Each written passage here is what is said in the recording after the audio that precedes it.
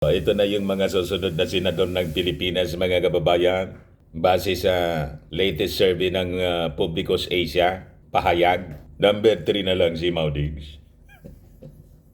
Ikumusta niya, Mr. Maravillas, yung mga anak? Hindi pa man siguro kasama rito. Kasi kailan lang nag-declare nag-announce si Inday na tatlong Duterte yung tatakbo po sa pagkasenador. Kaya lang, kahapon, sabi ni Digong, susan niya, naniwala kayo dyan kay Inday. Yung tatay mismo hindi naniwala sa kanyang anak. So alam na sinungaling. Sinungaling silang lahat, mga kababayan. And sabi ni Digong, naniwala ka kay Inday? Sus Mariusip naman.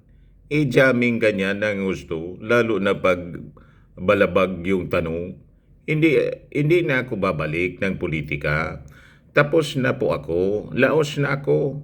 Wala na akong panggastos, wala nang lahat. Ang naiwan sa akin siguro, yabang. Saan ka nakakita na nagsama-sama o nagsama ang tatay, pati dalawang anak, tatakbo ng senador? Anong gagawin namin sa Senado? Yan payag po kahapon ni Maudix. Nilaglag yung kanyang anak, si Inday. Pero ayaw maniwala po ng mga mamamayang Pilipino kasi kilalang mga sinungaling ang pamilya. Pinaglalaroan niya yung mga reaksyon sa mga netizens. Pinaglalaroan niya yung damdamin namin. Yan kung papayag kayong paglaruan ng mga Duterte. Nasa ating mga kamay ang kapangyarihan. Di ba? Tayo yung pipili. Kaya sabi nga natin, huwag kasing magpauto. So ito yung latest na na result ng survey ng Publicos Asia. Ayan po, sabi rito, pahayag 2024 survey, Kiko enters top 12 senators. Bato declines, Chel faces regional challenges. Former Senator Kiko Pangilinan has entered the top 12 senators for the 2025 elections according to Pahayag 2024 second quarter survey. An independent and non-commissioned survey conducted by Publicos Asia released on Sunday, June 30. Non-commissioned, ibig sabihin wala ni sino man sa mga politiko, kundi nag-initiate mismo yung Publicos Asia. Sila yung nag-sponsor kasi usually, mga kababayan, para malaman ninyo lang. Pero hindi natin alam kung totoong non-commissioned. Sila lang ang nakakaalam. Baka sinabi lang nila na non-commission, pero may nangumisyon. Ibig kong sabihin, may politiko na nag-sponsor para magpa-survey. Kasi yung pagpa-survey po, magastos yan. Di ba? Although ngayon, online na po yung ginagamit. Pero mas maganda, mga kababayan, mas reliable yung the usual survey nung panahon. Na talagang field survey, may mga agents, may mga personnel na pinifield po nila. Pumupunta sa buro barangay at tinatanong face-to-face interview. Pero ngayon po, may mga style na po ngayon na online. Pag ganun, madaling salamangkain. Pero ang mga survey talaga po, may ganyang mga motibo to condition the minds of the people. Ang diferensya nito kung ang nag-commission po, ang nagpondo, China. Di ba? Parang bilugin yung isipan ng mga Pilipino. Sabi rito, Senator Bato de la Rosa continues to decline for 2 consecutive quarters. Tapos, as evident in his stronghold Mindanao, though not significantly. Pati sa Mindanao po. Attorney Chel Jokno enjoys strong support in Luzon but needs to improve in the Visayas and Mindanao regions to enhance his chances of breaking into the top 12 list of senators. The survey period was from June 15 to 19. Using purposive sampling composed of 1,507 respondents randomly drawn from the market research panel of over 200,000 registered Filipino voters maintained by the Singapore office of Pure Spectrum, a US-based panel marketplace with a multinational presence. So, magiging sunod-sunod na po yung mga pa-survey. Masaya to. Ako, ayos lang yan sa atin.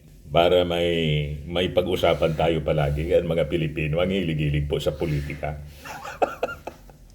Di ba? O, ito yung pasunod-sunod mga kababayan. Top 1 na po si Willie Ong. Si Doc Willie Ong. Chinese.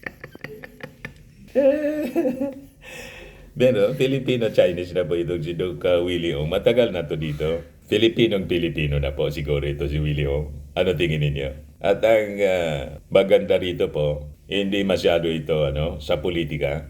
Mahilig lang mag-serbisyo. Sige lang ang tulong po through yung kanyang YouTube channel. Di ba? So, after matalo siya sa pagkasenador noon at saka pagka-vice presidente, ito na siya, top 1. Di ba? Tinalo na si Digong at saka si Erwin Tulfo. Pangatlo na lang si Diggs, pangalawa si Erwin Tulfo. 39% si Doc Willie Ong, 33% si Tulfo, si Mau Diggs, 32, pangatlo. Number 4 si Ping Lacson. Panlima si Tito Soto, pang-anim si Bongo, pang-pito pasok si Isko Moreno. Pang-walo pa si si Linlen. 28% kaya kino-convince siya ng mga dilawan na i-reconsider yung kanyang posisyon. Tumakbong senador imbes na sa Naga City lang, mayor ng Naga City. Yun ang ang sabi ni Congressman Edsel Lagman. Nakausap siguro si Lenny kasi sila yung magkakasama talaga ng mga dilawan. Pero yung ibang dilawan po, sumumpa na kay President. Nakita ko nga yung anak ni Edsel Lagman, mga kababayan, doon sa signing ng alliance ng PFP, tapos INUP. Nandun si Grex Lagman, gobernador ng Albay, anak ni Edsel. Yung partido ni Pulong, INUP, biglang nakipag-alyansa sa ating Pangulo. So, ang pwedeng desisyon na gawin ni Pulong kasi galit siya sa ating Pangulo, na hindi man sila inaano, ay mag-resign sa partido. Di ba? So, pangwalo si Lenny, talo pa si talo pa si si Amy Marcos. Number 9 na si Amy Marcos. So, pabulusok po para si Inday, parang si Inday po. Sabi ko sa inyo, may kasamang sumpa po pag dumikit ka sa mga Duterte. It is a kiss of death sa politika po. Ang dami ng inis. Maingay lang sila, kaya akala ninyo malakas pa sila. Malakas lang po yung boses. Malakas magingay. Yung maisog, sige lang ang ingay nila. Pero ang akala nila, nakakatulong sa politika ng mga Duterte. Yung pamimirwisyo nila. Ayaw na sawa na sa ganyan ang ating mga mamamayan. Tingnan ninyo, damay si Super Ate. Number 9 na lang po siya. Number 10 si Kiko. Number 11 si Cayetano. Pasok na sa number 12 si Gibo Teodoro. Sa Kabaga. Yan ang sinasabi natin, mga kababayan. So anyway, yun man lang po. Kasi may mga busy kami ngayon. Yan lang po yung ating short video. Ako po si Dante Maravillas. Bye-bye. God bless.